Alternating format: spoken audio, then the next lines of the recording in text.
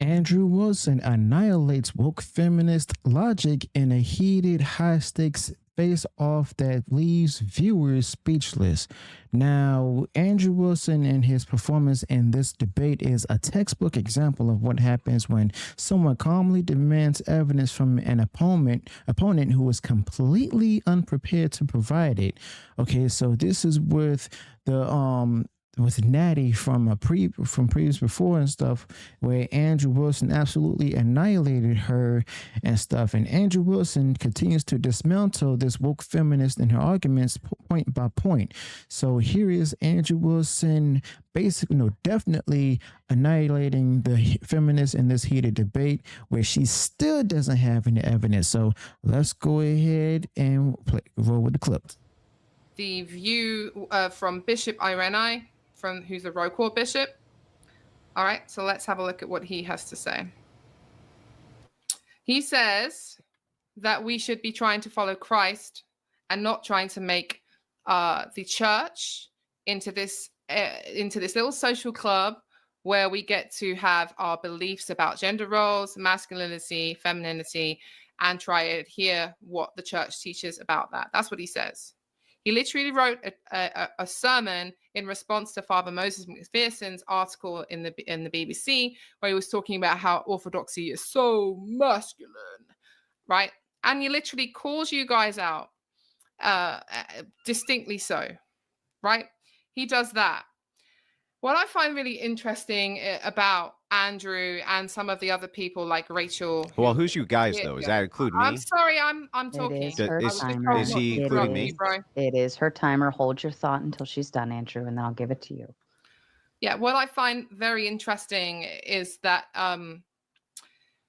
none of you seem to be doing any videos talking about how you have humbled yourself because a bishop has spoken to you directly to you, and some of the other people that share the views with you, and how you're actually displaying a level of humbleness and leading by redemption, which is what we are called to do, especially as a man.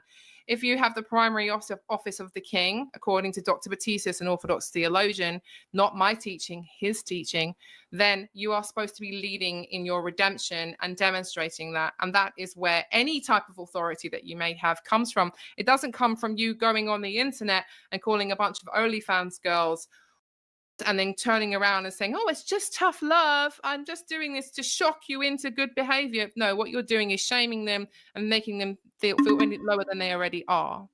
All right, back to you, Andrew. Yeah, so anyway, notice that Natty makes a series of claims we still don't have any evidence for. She says that we were called out by what some clergy somewhere? Show us. Show us this call out. Also, you say bishops have come to me and corrected me? Show me. Like, show me any of the evidence of it. What are you talking about? Also, when it comes to this, your very first claim was that Rachel's book was, and somehow she conspired with this guy, Peter Wright, to write all about gynocentrism from the etymological worldview of Peter Wright and what he means by gynocentrism. I have been willing over and over again to, in the most good faith way, allow you to show your evidence for that claim. Not a correlate where you say, oh, she says things in the book that I think sound similar or whatever. Show the actual evidence that they did. Show it, because I just demonstrated proof that they could not have. It would not have even been possible based on the timeline. Literally, it would have been impossible. The next claim that you made was very simple. You said that they had a Patreon connection. Yes, you did. And you said it multiple times that they had a Patreon connection, and that via this Patreon connection, they were also colluding with the same view of gynocentrism that this guy holds. I'm also willing to grant the possibility of this, and in a good faith way, hold out an olive branch so that you can show the proof, Natty. And here's what's going to happen again. Natty's going to say, I'd like to pull up what some guy said about some other that doesn't address this core issue, because I refuse to admit that I'm wrong about anything, because I've never learned Natty. Natty has been caught on this, I don't know how many times. I'll always be able to do this to her because she refuses to back down on the view, but refuses to show any evidence. And I just showed evidence. I showed real proof that this couldn't have been possible. And she's still going to watch. She's going to double down. No proof. So, as you all have seen, Andrew challenges the claim that, clergy members in the Orthodox or any other denomination, clergy members specifically called him out. He does, and it's like when he challenges it, he does it with a simple question. A simple plea, as a matter of fact. Show me the evidence. That's it. I mean, it's not unreasonable, not a too much of a demand, not a hostile response, just basic debate protocol. You see, if someone makes a claim, the burden is on them to go ahead and back it up. Instead of just simply doing that, no sense Nadia, as he calls her, dodges, deflects, and keeps piling on unrelated arguments. He tries to go ahead and guilt trip, Andrew about shaming OnlyFans girls instead of staying on topic. But Andrew definitely held the line and stuff and simply kept the debate centered on facts. But the most, damaging part of Natty's approach is how she repeatedly, actually take his views and associations to Andrew without proving any connection. Where she she accuses him of being influenced by other people and stuff. So that right there is where this particular feminist, no sense Natty and all that, is actually failing in the debate and stuff, and is actually getting destroyed. Natty, to you. Fascinating how when we have debates, there isn't necessarily some expectation that we need to have some kind of documented screenshot of a case that someone else said, even though we are actually arguing from a place of logic and examining what the other person's viewpoints are. Fascinating how Andrew cannot do that. He cannot actually have a back and forth with me where he talks about what his view of gynocentrism is. I've already made a bunch of claims from my observation of his talking points, which I believe are rooted in a Protestant fundamentalist presupposition. He has claimed on a space, when I spoke to him before, that he's received advice from Father Trenham. Well, Father Trenham has a series called The Good Wife. And he actually says there's a transcript, and I can put a link to the transcript online of what he says in that. He says that if a wife is being by her husband, she still needs to be quiet and put up with it, pray about it, because if she loses her temper in response, she is worse than him. This is not something that you would ever hear an Orthodox saint, the church fathers, or a member of clergy, or any authority in the church ever say. Yet Father Trenham is saying that online, unfortunately, and many members of clergy are quietly, basically, not very happy with the fact that he still puts his Calvinism through his orthodoxy. Now, if Andrew Wilson is taking spiritual advice from this man who says this type of thing, again, I'm not sure. I'm not sure, even if he doesn't believe in gynocentrism theory, which I think I've proven that he does, he actually is now still putting his orthodoxy through Calvinistic Protestant fundamentalist presupposition, and he thinks that marriage is okay as long as you put up and shut up.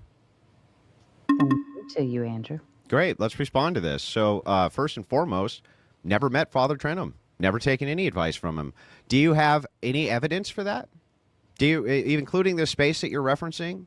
Because you've brought this up multiple times that I listened to Father Trenham or something like this. Never met the guy, ever, not once.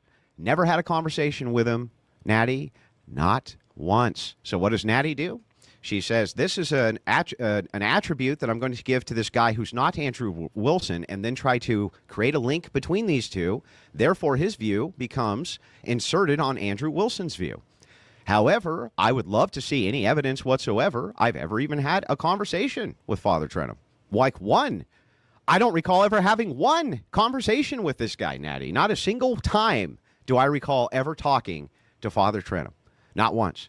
But I am willing again to, in the spirit of good faith, allow you to present the evidence that I take spiritual advice from this guy, which is a claim you just made, instead of my own spiritual father, right? Because I don't take spiritual advice from anybody except my spiritual father. Nobody.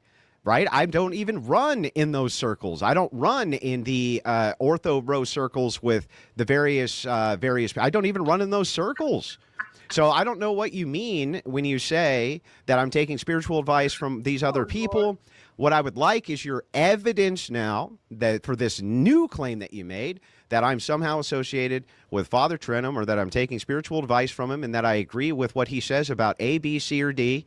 The reason that these burdens of proof fall on you, Natty, is because you're the one making the claims, Natty. So if you make the claim, the burden of proof is on you to demonstrate the claim. That's all I'm asking you to do. You keep wanting me to give you your answers. Just demonstrate that this is the case. Go ahead.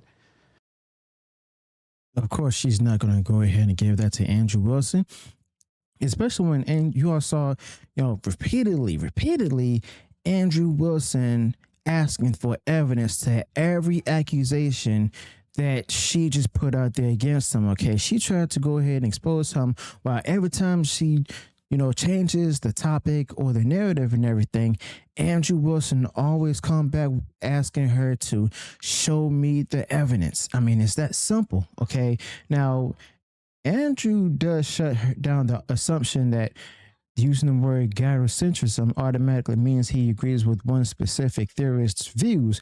That right there is lazy thinking. You see, words don't belong to individuals, and ideologies aren't monolithic. Just because, a term appears in someone's tweet doesn't mean that it's being used with the same philosophical framework that someone else uses. You see, Andrew Wilson correctly points out that even if he did use the word, that doesn't establish intent or association. The woke feminist strategy here is guilt by imagined connection or not reason disagreement. Okay, so when pressed with actual messages or even links that prove her conspiracy theory about his wife's book, you see, she again fails to deliver.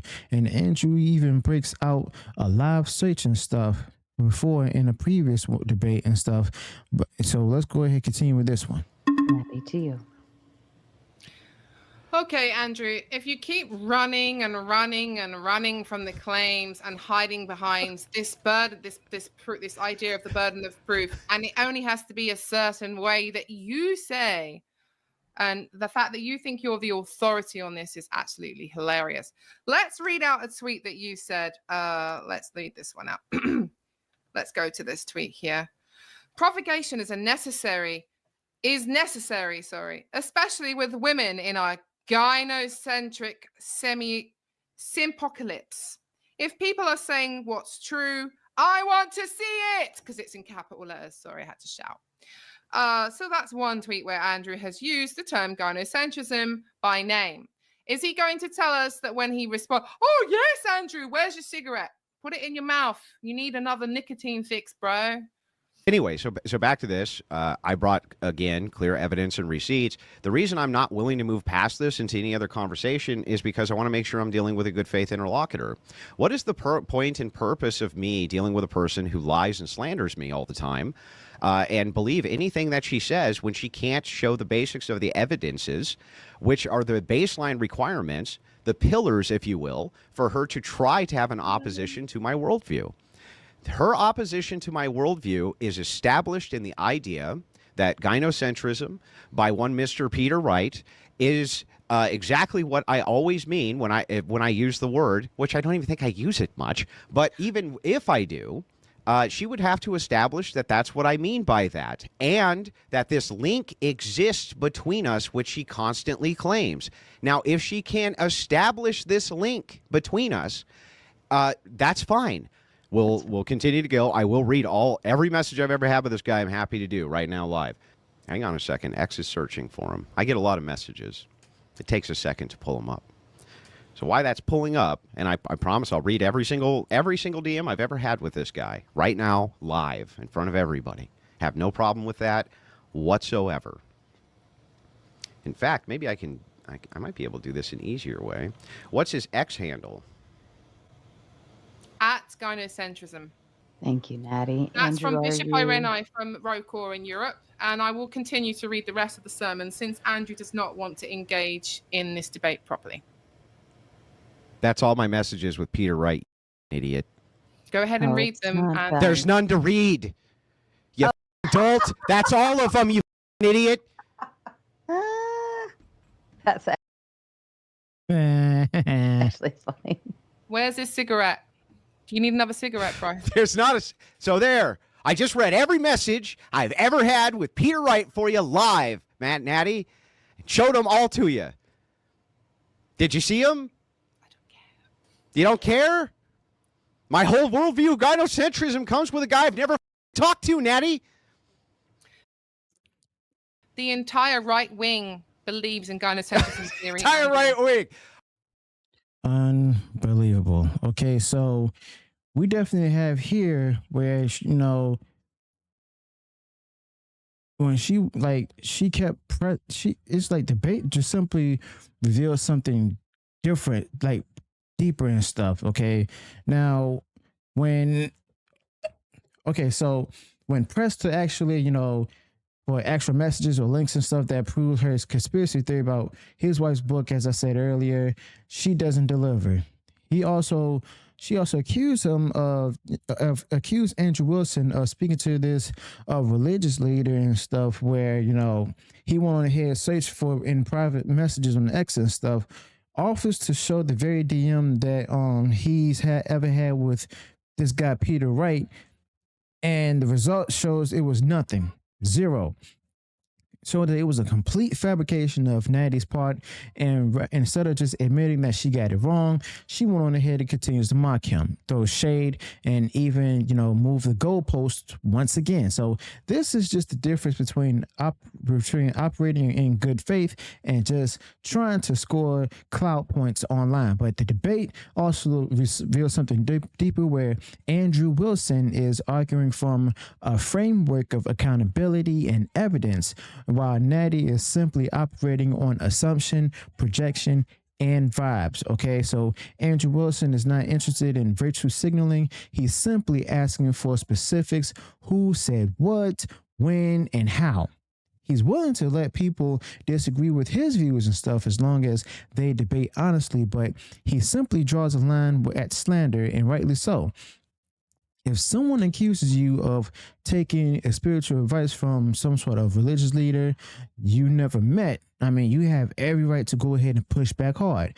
But Andrew Wilson didn't just, you know, win this debate. He exposed a pattern of nonsense that's become all too common in woke feminist circles. So they assume they know your motives. They conflate terms. They also assign guilt through fake associations. And when called on it, they act offended or claim that you're dodging. But Andrew Wilson didn't dodge a single thing. He stood tall, demanded receipts, and delivered his own. That's how you hold the line. And more people in the this space should also take note. So let me know your thoughts on this in comments below. Be sure to smash the like button, and I'll see you on the next one.